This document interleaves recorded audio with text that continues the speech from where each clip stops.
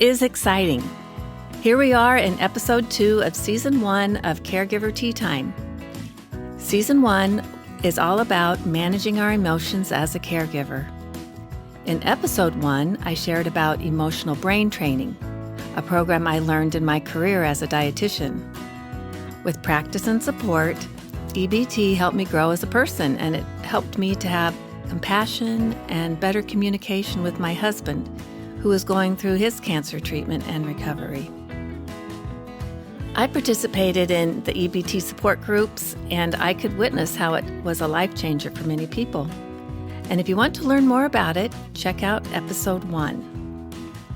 And in this episode, I'll talk about the emotional freedom technique, also known as tapping.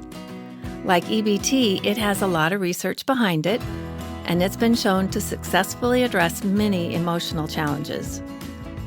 EFT has been called the psychological version of acupuncture, and it's for emotions and is used by certified practitioners. I want to share it with you because, honestly, there were times when I don't know what I would have done without it.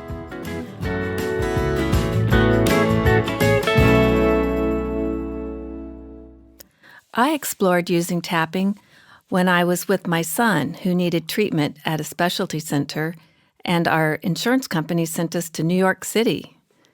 5 years before, I had experienced some very emotional and anxious feelings after my husband finished his treatment, and I really never fully dealt with my feelings. So we fast forward to 2016, and I found myself going through a very similar experience with my son. It just felt like I was re-traumatized. So I want to be emotionally present for my son, not an emotional wreck. Traveling to a specialty center so far from home involved moving there for at least 6 months. And as you can imagine, everything involved with that was very stressful too. In my situation, I had strong emotions that were related to my caregiver memories. First, it was my 50-year-old husband going through a bone marrow transplant, and now it was my 24-year-old son. And the simple truth is that I just knew too much. So after we settled in New York and my son was in the hospital starting his treatment, I met with the hospital psychiatrist. And all I could do was cry as I told her my story. She offered anti-anxiety meds and suggested I try mindful meditation. Well, I'm a doer, and sitting with myself for meditation was helpful, but I really wasn't at a place where I could fully appreciate it. I felt I needed another way to cope with what I was going through, because it was going to be a long journey. I did accept the anti-anxiety meds, and I attended a mindful meditation class. And there were times when I took the medication because I really needed it. I look back and I realize, things would have been a little easier if I'd taken them more often. But at the time, I was doing the best I could. I was very curious about tapping, so when I got to New York, I Googled it, and I found Karen, a certified EFT practitioner in the city. I still remember finding my way to her office. It was located across the street from the Empire State Building, and I was pretty much in awe of living in New York City and everything about it. And I'm pretty proud of myself that I learned how to take the subway and the bus so I could get from the Upper East Side to Midtown, and it just felt like a real sense of accomplishment. I knew how to get to where I wanted in New York City, and I could do it all by myself. I want to tell you a little more about Karen. It turns out that years ago, after the 9/11 attacks, she had just received her EFT certificate, and she was one of the lead counselors who used tapping to help survivors of the 9/11 attacks. I was very, very fortunate to be able to work with her. She was so kind and compassionate. Tapping has several steps. It starts by stating a problem and then rating your emotions on a scale of 1 to 10. Next, use gentle taps with 4 fingers on the side of your hand while you're stating something called the setup phrase. You state this phrase 3 times as you gently tap, And then you move on to tap with 2 fingers on 8 other sites of the body in a certain order while restating the problem.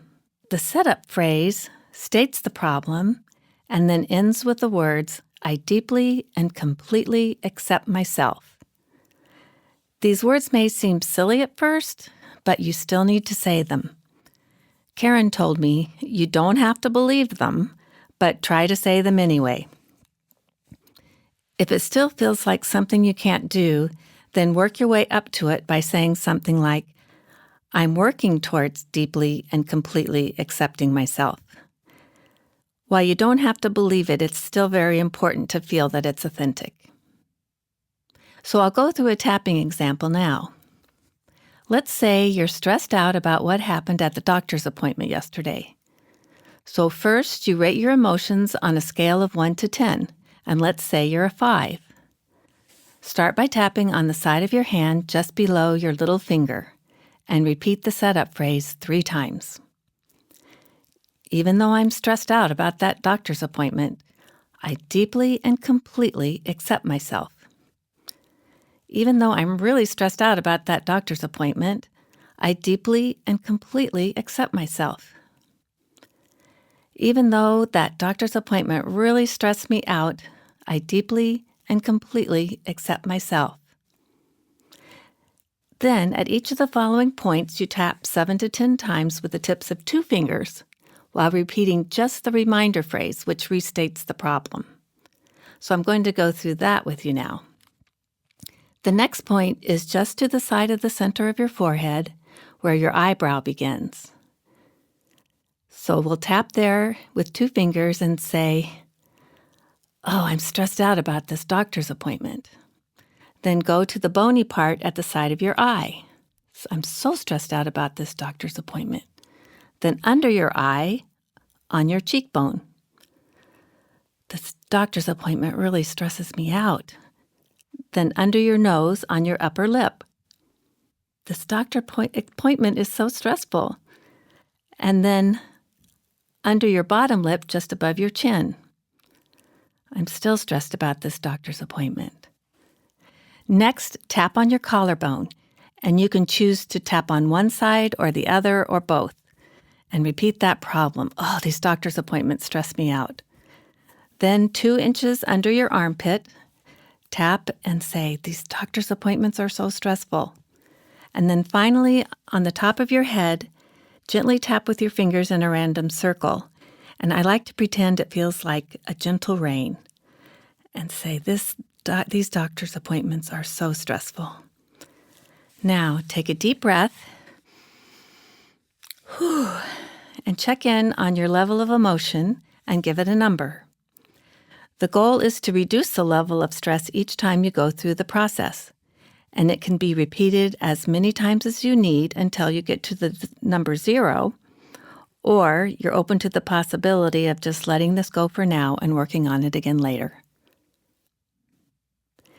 You can really do tapping anywhere, anytime, and it works also by just pressing on the tapping points and saying to yourself the phrases, or you can even go through the process in your mind without tapping.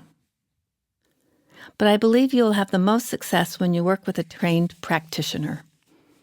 Sometimes the problem changes as you're tapping, and you realize that you're really upset about something else. I appreciated it when Karen would say the words first, and I would repeat after her. That way, I didn't even have to think about what to say. I could just focus on my feelings. I'd like to share with you a big breakthrough I had in one of my tapping sessions. We were addressing one of my traumatic memories, but also one of my biggest fears, which was that my son would suffer because of something the healthcare team did or didn't do. Well, the reality is that the members of the healthcare team are human, and they are going to miss things, and they're going to make decisions that cause suffering. But I have faith that they are choosing what they believe to be the good and the right thing. But it still can be very, very upsetting. So Karen guided me through this problem by offering a new phrase. And this is it. It's, Even though I have this stress about what happened, I forgive myself and everyone involved in the situation and deeply and completely love and accept myself. I probably cried through the first few rounds of tapping, and I think I could cry right now. But eventually, I felt my emotional stress level drop as though a cloud had lifted, especially as I repeated the part, I forgive myself and everyone involved in this situation. I will always remember feeling that relief. Even now, as I recall some of the situations that I've been through as a caregiver, I catch myself thinking, wow, I could tap about this. And fortunately, you can start tapping too. There's a free how-to manual that you can download from EFT International, and you can find the link to it on my Caregiver Tea Time website.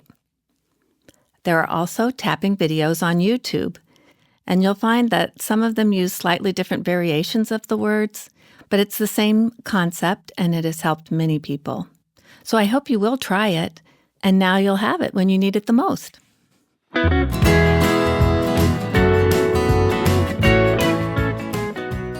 Coming up on our next episode of Caregiver Tea Time, I'll continue to honor our theme of working on stress and emotions. I'll talk about cognitive behavioral therapy, or CBT, which can be used together with both EFT and tapping. And I hope you'll join me. Before I go, I want to share this special message.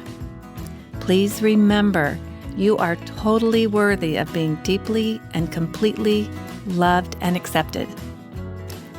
In fact, let's use that as our cheer today and say, I deeply and completely love and accept myself. So on the count of 3, raise your hands and we'll say it together. 1, 2, 3. I deeply and completely love and accept myself. Cheers!